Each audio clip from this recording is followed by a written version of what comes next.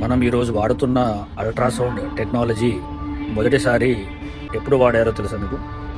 1942లో మరి ఆధునిక అల్ట్రాసౌండ్ మిషన్లు అందుబాటులోకి వచ్చింది.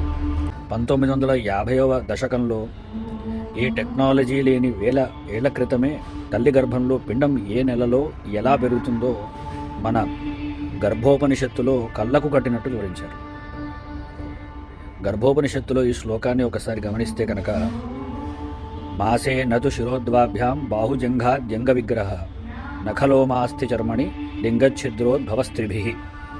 దీని అర్థం మొదటి నెలలో శిరస్సు, తల ఆకృతి ఏర్పడుతుందన్నారు.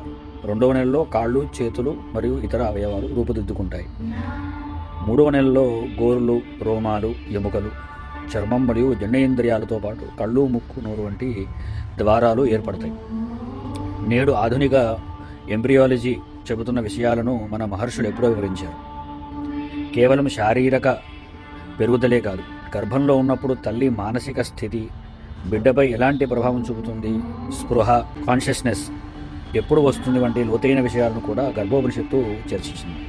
ఇది కేవలం మతం కాదు, ఒక పరిపూర్ణమైన జీవన శాస్త్రం.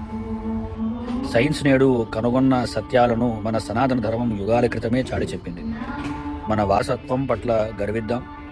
ఈ అద్భుతమైన విషయాన్ని అందరికీ తెలియజేసేలా ఈ వీడియో షేర్ చేయండి. జై హింద్.